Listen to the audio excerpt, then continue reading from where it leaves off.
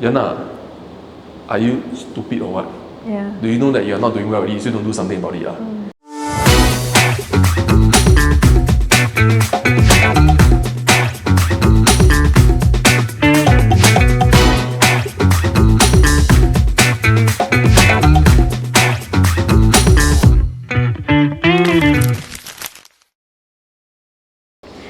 Hello, welcome to episode 3 of Upliven Upclose. Today we'll be talking about motivational interviewing and what it's about.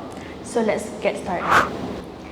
Okay, Wai Fu. Hey, hello. Let's introduce a bit about yourself first. Okay, so my name is Wai Fu. I'm the co-founder of Blended Concept, and I'm also a registered social worker with SASW, Singapore Association of Social Workers. So you teach motivational interviewing courses also, right? Yeah, Okay. so MI is something that I'm quite passionate about. Yeah, I find it quite useful. Okay, so then when people hear about motivational interviewing or they chance upon the word, what is the first thing they should know about? Okay, so motivational interviewing is not a therapy. So a lot of people have this misconception that this is a skill set meant for the therapeutic world. But motivational interviewing is really just a style of conversation. It's a way of talking where instead of conversing about the problem that someone is facing, we talk in a way that we draw out that person's own motivation and reason why they should do something about it. Yeah. And in so doing, the more they hear themselves talking about why they should do something about it, the more likely they are to take action. So this is kind of like it's a little bit abstract if I talk about it this way, but I give a very simple example. Say someone comes to me and say, "Hey, Wai Fu, I want to quit smoking, but it's so difficult, right? I've been trying for the past 5 years, but nothing seems to work." Our usual tendency is to just go, "Hey, wow, what makes it so difficult? What have you tried? Why didn't work?" Right? But what we forgot to ask is that, "Hey, why do you want to quit smoking?" Right? So imagine I ask, "Why is it so difficult?" Smoking is such a big part of my life I find that it helps me relax He's going to tell me all the reasons why it's so difficult. And imagine talking to me for 45 minutes and walking out the door, right? He's going to tell himself that this is really difficult. But if we change that conversation a little bit, when we focus on so why do you want to quit smoking? The responses will be like, I've been thinking about my health, maybe it's for my children, my son. So I've been thinking about quitting. Can you see, we are now getting him to talk about his own reasons for why he should do something about it. And the more he talk about it, the more likely he is to do something about it. So really it's a way to talk and draw out the person's own reasons and motivation in a conversation. Okay. But what are some of the more common reasons that people resist to change? Is it that they just don't want to change, or like you said, like there's a reason? So when someone goes through change is not easy If it's so easy, then even for myself, right? If it's so easy, then we would have been perfect individuals, correct? But when we think about change, sometimes we think about someone being unmotivated. So there's a saying that there's no such thing as unmotivated person. We are only motivated in two ways. One is to sustain our old behaviors, motivated to sustain or motivated to change, which is what, as a helper, you might want that person to do. So old behaviors have a lot of meaning for us, whether it's comfort, whether it has helped us in the past, even though it's no longer working now, but it gives us some kind of familiarity. Changing is always uncertain. It takes a lot of effort. So there are many reasons why someone may not be ready to make that move towards change. And one powerful way to look at it is if the person is very clear about why they are not going to change, right? Because there are a lot of reasons why they don't want. Like, I love smoking helps me relax, sort of that. And the more we engage in those conversations, nothing is going to move, because we are just engaging with things that they know. But a lot of times we don't really talk to ourselves as to, I want to make this change because I want to improve my relationship with my son because we only say I want to improve my relationship with my son, but it's so difficult. He's always so rebellious. He's always talking back to me. Every time I want him to do something, he just doesn't understand it. And so we are very clear about this kind of narrative. And in MI, where we engage the other side, we are really looking at helping the person balance that view, so that he can make an informed decision as to whether or not this is something that he should embark on. Okay. So when learners come to your class for MI, what are some of the techniques that they will learn? So fundamentally, there's always two things that we look at. Techniques is just techniques. So one of the strengths of our MI is that it's not just the technique, but it's about how the kind of spirit that we embody and the way we look at the individual. Even, for example, just a very basic idea, right? That there's no such thing as someone who is unmotivated. Yeah. Just that mindset that, oh, actually, this person, somewhere deep inside him, he does want to make that change, but there's just a lot more reasons for him to hold on to this behavior now. Just that lens itself changes the way we look at the individual. So instead of looking at, this is just a difficult child. This child is just incorrigible. Yeah. This child can never change. We are not looking at, is there he has the potential, but maybe there's just a lot more reason for him to hold on to what he's doing now, how he's behaving now, right? So just even in that lens, MI helps you to readjust the way we look at people with difficult behaviors, people who are struggling to make that change, and then give us that techniques to move that conversation. Yeah. So if I could add on, one of the things that is key, which is what we've been talking about just now, was this concept called sustain and change talk. Yeah. Sustain talk is whereby someone says something that sustains the behavior. Change talk is when someone says some things that move them towards change. And when someone is going through change, it's always like a roti prata, you flip and flop, correct? So he'll be kind of like, I want to improve my relationship with my son, but he's so difficult. Yeah. I want to improve my relationship with my son, but it's so difficult. They will always present to you the change, followed by the sustain, but it's so difficult. And what happens is we tend to continue on the second part of the conversation. Yo, what makes it so difficult? Well, my son is a very terrible boy, blah, blah, blah. But we do hear an element of change. So our job then is to really listen for the change talk and engage with it. It sounds like, you want to improve a relationship with your son. Why is that so important to you? I love him, I don't want to lose him. The way I look at it, I'm very worried. If this continues, what's going to happen to his future? It sounds like you care about him a lot. Sounds like he's someone of really importance to you. So once we start looking at that, and we are kind of like a mirror, right? We are not telling the person what to think or how to think. We are just taking what he's telling us and letting him hear his own self. So in a way, that brings a lot of clarity to that person, right? Hardly when we are talking, we are listening to ourselves. But when someone reflects back what we have just said to us, we are now listening to ourselves through the lens of the voice of another person. So that really helps the person gain more clarity about what they're going through.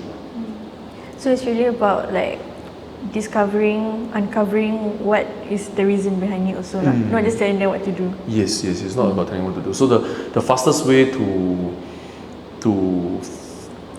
having resistance in your conversation is when you tell the person what to do, because when you do that, right, what you're just telling, what I'm saying, I say, Yana, you need to work harder. Your study's not doing well. What I'm implicitly telling you is that, Yana, are you stupid or what? Yeah. Do you know that you're not doing well already? You still don't do something about it. Correct? The implicit message gets communicated across, and nobody likes to be in that shoe where they look like they're the bad guy. So naturally, tendency for us is to start to be defensive against what's being conversed. Okay. So even if that person is being completely not cooperative, does MI also helps? So MI also have this conversation whereby it's about handling really difficult behaviors or conversation. For example, if someone comes in and says something like that, right? Why must I come and see you? Do you know that my wife is not at fault? Why am I forced to come to see you for mandated counselling? Who are you to tell me about my life? Correct? So we tend to get stuck in such conversations. Because what happens is, the first thing we think about is, did I say something wrong? What do I do about it, right? But if you look at that message, the explicit message that's conveyed to us is one of anger, one of blaming, one of challenging us. But if you look at underlying that message, right, what is that person trying to tell you? So in MI, we're always looking at what is he trying to tell me that is not spoken, and how does he want me to respond? Correct. So if you look at it, one of the things is telling you, I feel so unjustly treated. I feel that why does my wife not have to be here, but I have to be here? So just by reflecting back these things helps the person feel like they're being acknowledged. Mr. Chin, it sounds like you feel really unjust that you have to be here, but your wife doesn't have to be here. Of course.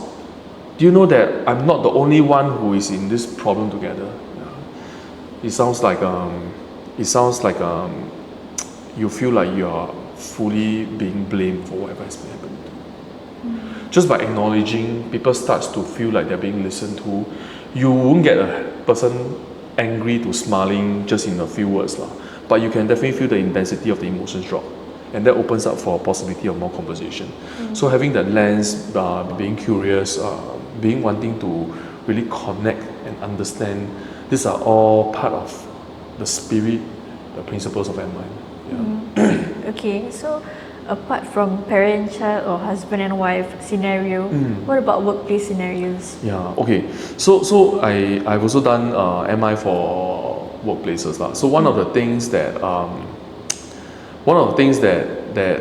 we also talk about in this context would be, in the MI context, we could use it for coaching, right? Sometimes the staff comes to us and say things like, this piece of task I'm not very sure whether I can do it. I don't feel very supported. I think that I don't know, I just don't feel like I'm motivated to be able to see this through, correct? So that MI conversation comes in, correct? And the good thing about MI is it's not about us. It's not about us telling them what to do. It's also not about us telling them that they're wrong. It's really about getting them to talk about, it's difficult, but I see that you're concerned enough to come to me and talk about it, right? So if this project could mean something, what would that project mean to you, if you could see it through? So getting them to talk about their own reasons for why the project might be important. So those are helpful techniques that can be used. But one of the biggest thing about corporates will be the role that the supervisor play. So sometimes they will say that, Wai Fu, I'm a supervisor. The people I see have a lot of performance issues to begin with, and I can't go in pretending to be nice and friendly to them. So the thing about MI is not about being nice and friendly, but at the same time, we want to build a rapport. So what we do is we'll go in, and it's about being very authentic and transparent, right? Like, Yana, I'm here to talk to you about your performance, and I think there's a reason why we're having this conversation. And definitely I have to talk about it some point during our time together. But before I get to that, I just want to find out, how have you been? I noticed that things are not doing too well. I wonder what's been going on in your life. So just by doing that, we focus on the relationship first, and that actually helps the person feel connected. And when you want to actually engage the person later on in those difficult conversations, they'll be more receptive towards it. So these are different parts of MI coming together, not maybe in a full purist way of applying it, but the spirit of it, the mindset that we are having, the techniques that we can use in different part of conversation. These are all very helpful in corporate life. In corporate life. Are there any cases where people use MI the wrong way? Okay, recently the funny thing is I was reading online, there was an article that was surfaced by this particular organization that overlooks the MI practices, that somebody was using MI in Africa to persuade people to buy health jewelry. Health jewelries. Okay. So this is what we call unethical use of MI. So MI is actually not meant for sales. Even though honestly the techniques can be helpful, but it is not meant for that purpose. It is meant to help someone progress and overcome their barriers to change or challenges. So in the context, and that is why the spirit or the values of MI is quite important. Because if you don't abide by these values, there is a potential that you might be using MI in a non-client centric or focused way. Let me give you an example. Let's say I'm a job coach, and I have a particular guy I'm supporting, and I have helped put him through 4 jobs.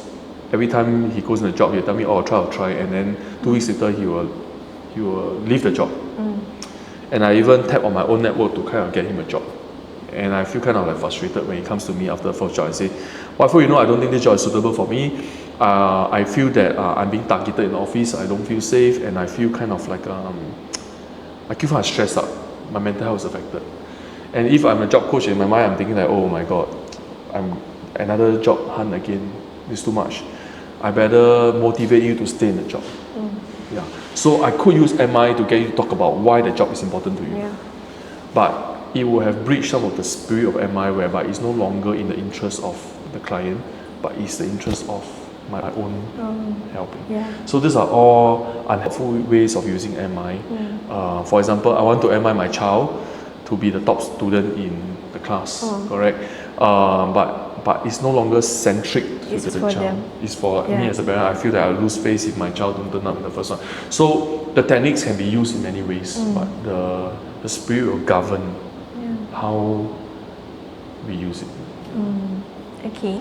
So for MI, who are the people that actually can learn MI? Yeah, so MI was developed a lot for doctors and nurses actually in the healthcare. So it's not really a therapy, but it's widely used in the therapeutic sense. But actually anybody can learn the skills, I believe. Anybody? Yeah, anybody can use it. For example, if you want to have better engagement with your child, the spirit, the lens of MI can be helpful. The techniques of MI can be helpful in specific conversation you're having with your child. If you're an educator, definitely will be helpful when a child is unmotivated to come to schools. Instead of telling them what they already know, it's about going and engage with them to see what is it that is important to them. If you are a supervisor and you have to manage people, it's definitely a helpful skill set, especially when your people are struggling with certain change, whether it's in their personal life or even in their professional life. Yeah, so I think it is a very versatile skill set that is yet practical enough for everyday use. Everyday use. Yeah. Okay. So for the people that come to our class, and what are some of the things that they can take away at the end of the course? Well, I think one of the biggest things that most of the learners have taken away is the idea that they understood why someone is struggling or resisting their conversation a lot better.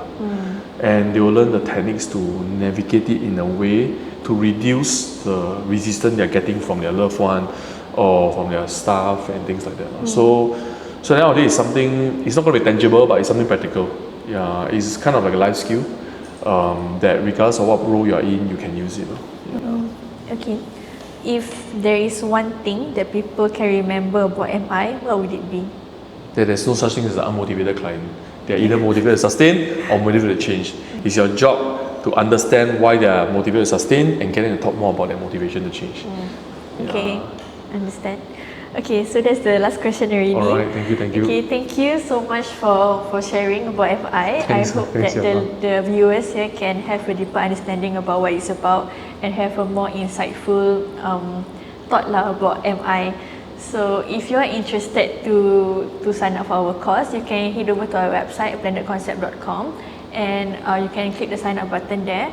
And if you have any inquiries, you can WhatsApp or email us at blendedconcept. 90615844. Yep. Okay. Yeah. You can find the information on our website.